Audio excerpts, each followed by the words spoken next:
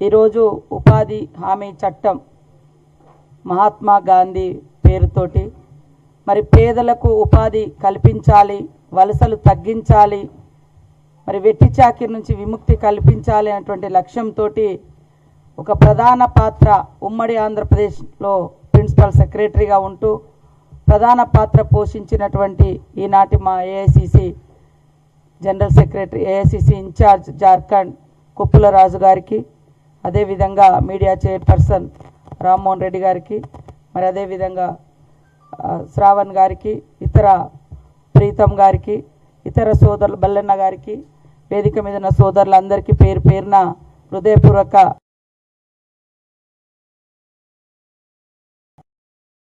ఉపాధి హామీ చట్టం ఉరేయాలని బీజేపీ ప్రభుత్వం అధికారంలోకి వచ్చిన నాటి నుంచి రోజు రోజుకు నిధులు తగ్గించడం, పని దినాలను తగ్గించడం, రకరకాల కుట్రలు చేసి ఆనాడు గాంధీ గారిని మరి గాడ్సేల్ చంపి భౌతికంగా నిర్మూలిస్తే ఈరోజు గాంధీ గారి పేరు లేకుండా చేసి గ్రామీణ ఉపాధి హామీ చట్టాన్ని నిర్మూలించి తద్వారా ఈ మధ్యకాలంలో మనం చూస్తూ ఉన్నాం దేశవ్యాప్తంగా ఆదివాసీ ప్రాంతాలలో, అటవీ ప్రాంతాలలో పెద్ద ఎత్తున అడవుల విధ్వంసం, మైనింగ్ కోసం, ఆదాని అంబానీల కోసం చేస్తున్నటువంటి మరి విధ్వంసం చూస్తున్నాం. అక్కడ ఈ కూలీ ఇక్కడ లేకుండా చేసి, ఉపాధి హామీ చట్టం లేకుండా చేసి అక్కడ వెట్టి చాకిరి కోసమో లేదా ఇంకొక రకంగా చేసే కుట్రలో భాగమే ఈరోజు ఈ జీ రామ్జీ ఉపాధి హామీ చట్టం అని ఈ సందర్భంగా తెలియజేస్తా ఉన్నాను. ఉపాధి హామీ చట్టం ద్వారా ఒక పని అనేది అడుక్కుంటే వచ్చేది కాదు, అది హక్కులాగా ఆనాడు యూపీఏ చైర్పర్సన్ సోనియమ్మ గారు, మరి ప్రధానమంత్రి మన్మోహన్ సింగ్ గారు, ఇలా రాజు సార్ లాంటి మేధావులు, అదేవిధంగా మరి చాలా గొప్ప నాయకులు దాదాపుగా 4 సంవత్సరాలు అన్ని రకాలుగా డిస్కషన్ చేసి చట్టం తీసుకొస్తే ఈరోజు జీ రామ్జీ చట్టానికి 4 రోజులనే పురుడు పోసి 4 ఏళ్లుగా కష్టపడి తీసుకొచ్చినటువంటి మరి మహాత్మా గాంధీ గ్రామీణ ఉపాధి హామీ చట్టాన్ని అత్యంత దారుణంగా చంపేయడం జరిగింది. ఈరోజు మనం చూస్తే గతంలో దేశవ్యాప్తంగా ఉన్నటువంటి పని దినాలను రోజు రోజుకు తగ్గిస్తే లాస్ట్ ఇయర్ గత ఏడాదితో పోలిస్తే దేశవ్యాప్తంగా 45 కోట్ల పని దినాలు తగ్గించారు ఈ ఇయర్. అదేవిధంగా గతంలో మనకు 12 కోట్ల పని దినాలు వస్తే ఈసారి మరి 5 కోట్ల పని దినాలకు కోత పెట్టారు. చెప్పడానికేమో 100 రోజుల పనిని 125 రోజులు అని చెప్పిండ్రు, కానీ అది అంతర్గతంగా మొత్తం కూడా దాన్ని తగ్గించే కుట్రనే. దాంట్లో భాగంగానే ఈరోజు పేరు మార్చుడు కానీ లేదా పని దినాలు కూడా గతంలో 200 రకాల పని దినాలు ఉండేది. ఆ గ్రామంలో ఆ పని అనేది 200 రకాల పనులు చేసుకునేది.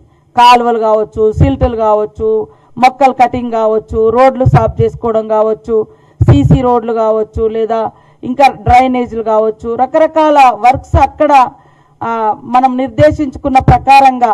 మరి అదేవిధంగా ఇంకా పర్సనల్ అసెట్స్ కూడా వ్యవసాయం చేసుకున్నా మనం వాళ్ళకు కొంత ఫలసాయం తీసినా, కొత్త పంటలు తీసినా వాళ్ళకు పర్సనల్గా కూడా మనము డబ్బులు ఇచ్చేటువంటిది ఉపాధి హామీ కూలీ చట్టంలో.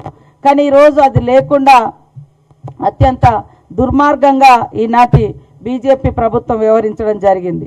అదే కాకుండా మరి ఈరోజు ఈ ఉపాధి హామీ పనులలో దేశవ్యాప్తంగా 60% మహిళలు చేస్తే తెలంగాణలో 62% మహిళలు పార్టిసిపేట్ చేస్తున్నారు. మరి 90% ఎస్సీ ఎస్టీ మహిళలే ఉపాధి హామీ కూలీలుగా ఉన్నారు. ఈరోజు మనం చూసినాం కరోనా కష్టకాలంలో గట్టెక్కిచ్చింది. ఆయన ఇంజనీర్ చదివినా, డాక్టర్ చదువుతున్న స్టూడెంట్ అయినా పట్టణాలలో మరి ఉపాధి లేక మళ్ళీ పట్టణాల నుంచి తల్లిలాగా ఉపాధి హామీ చట్టం పిలిచి ఉపాధి కల్పించినటువంటి గొప్ప చట్టం ఉపాధి హామీ చట్టం. ఈరోజు ఆ చట్టానికి తూట్లు పొడిచి కేవలం దీని వెనుక కుట్ర, గాంధీ గారి పేరు ఉండొద్దు, పేదలకు ఉపాధి కలగొద్దు, పేదలకు ఒక హక్కుగా ఏ చట్టం ఉండొద్దు, ఒక దానంగా మీకు తెలుసు బీజేపీ ప్రభుత్వం ఎప్పుడు కూడా సబ్సిడీలు ఎత్తేయాలని మాట్లాడుతుంటుంది. దానిలో భాగంగానే ఈరోజు ఈ చట్టాన్ని తీసేయడం మూలంగా ఇప్పుడు ఎక్కడ చూసినా పెద్ద ఎత్తున అటవీ ప్రాంతాల్లో విధ్వంసం జరుగుతుంది.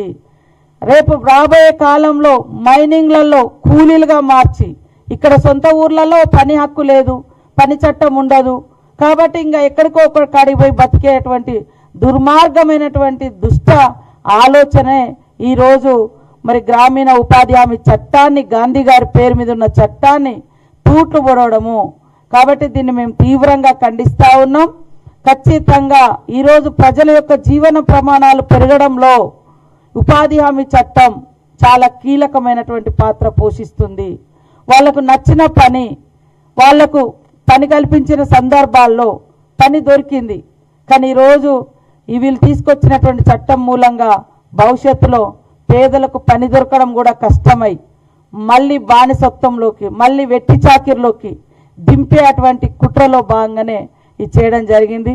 నూతనంగా కూడా ఈరోజు సర్పంచెస్ అంతా ప్రమాణ స్వీకారం చేస్తున్నారు. వారందరికీ కూడా సర్పంచులకు, ఉప సర్పంచులకు శుభాకాంక్షలను తెలియజేస్తూ మరి ఈ యొక్క ఉపాధి హామీ చట్టాన్ని రక్షించుకోవడం కోసం ప్రతి గ్రామంలో ఉపాధి హామీ కూలీల ద్వారా ఎక్కడికక్కడ నిరసన ర్యాలీలు, అదేవిధంగా దీక్షలు, మరి గ్రామ పంచాయతీలలో తీర్మానాలు కూడా చేయించి కేంద్రానికి పంపిస్తామని కూడా ఈ సందర్భంగా తెలియజేస్తూ రాష్ట్రంలో ఉన్నటువంటి ఆల్ పార్టీస్, అదేవిధంగా దేశవ్యాప్తంగా ఉన్న పేదల పక్షాన ఉన్నటువంటి మేధావులు, రాజకీయ పార్టీలు కానీ అందరూ ఈ చట్టాన్ని రక్షించుకోవడం కోసం ఇవాళ దొడ్డిదారిన ఒకటే ముద్దు పేరు కనబడుతుంది, 125 రోజులు అనేది. నువ్వు బీజేపీ పాలిత రాష్ట్రాలలో ఈ రోజు వరకు ఎక్కడా కూడా 100 రోజులు చేసిన ఘనత లేదు. 100 రోజులు చేసింది లేదు. 50 రోజులు కూడా మించినటువంటి దాఖలాలు లేవు. అలాంటి వాళ్ళు ఇవాళ 125 రోజులు ఎక్కడి నుంచి చేయిస్తారని అంటున్నా. మేము లాస్ట్ ఇయర్ మరి పని దినాలు పెంచి ఎక్కువ ఉపాధి కల్పించాలని మేము ఒక యుద్ధ ప్రాతిపదికన చేస్తే కూడా మీరు ఎందుకు చేయించారు ఎక్కువ పని దినాలని కూడా మమ్మల్ని ప్రశ్నించింది కేంద్రం. లాస్ట్ ఇయర్ ఇప్పుడు 5 కోట్ల పని దినాలు తగ్గించారు. మేము అడుగుతా ఉన్నాం ఇంకా పని దినాలు పెంచండి, మాకు ఇవ్వండి అని. కాబట్టి అంతకుముందు 12 కోట్ల పని దినాలు ఉంటే ఈరోజు 6.5 కోట్ల పని దినాల వరకే, 6.5-7 కోట్ల పని దినాలకే పరిమితం చేశారు. అది కూడా మధ్యలో పోయి మేము అడిగితే 1-2 ఇచ్చారు. ఇప్పుడు ఇంకా 5 కోట్ల పని దినాలు గతంతో పోలిస్తే తగ్గించారు. అంటే వీళ్ళకి ఎక్కడో ప్రేమ ఉందంటే ఎక్కడ ఉంది? 125 రోజులు ఇస్తామనేది అంత బోగస్. అది మేము నిజంగా అట్లా ఇవ్వాలనుకుంటే మేము తీసుకొచ్చినటువంటి చట్టాన్ని ఇంకా పటిష్టం చేయడం కోసం మీరు ఇంకా పని దినాలు పెంచాలి, ఏది డబ్బులు ఇవ్వాలి.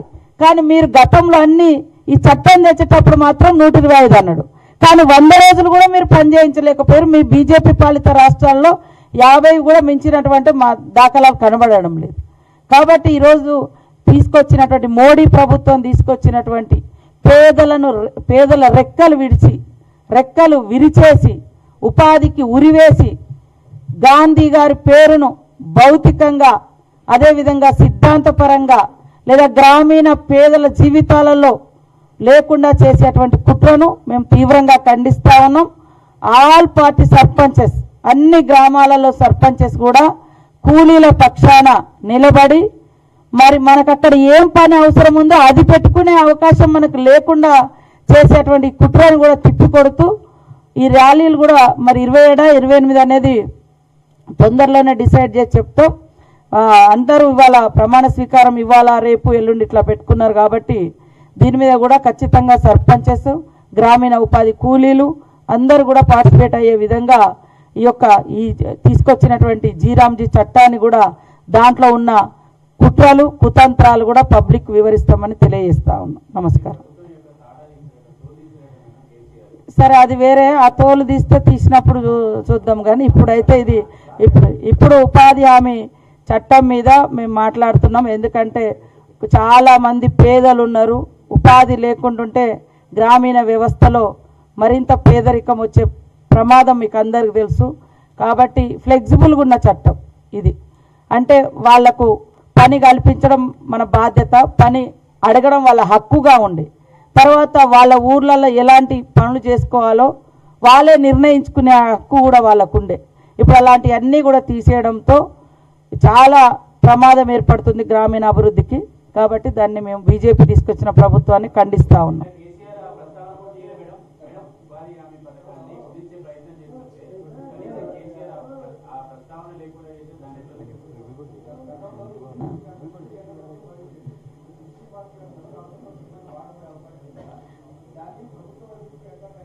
ఇది ఉపాధి హామీ చట్టము కేంద్ర ప్రభుత్వం పరిధిలో వచ్చిన చట్టం.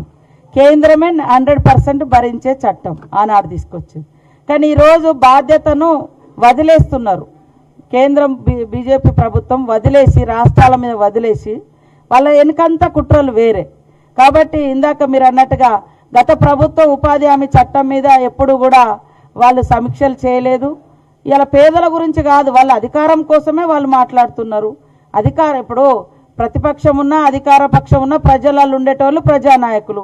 మేము అధికారం ఇస్తేనే బయటకు వస్తాం, అధికారం లేకుంటే బయటికి రామనేటోళ్ళు ప్రజల నాయకులు ఎట్లయితారో మీరు ఆలోచించండి.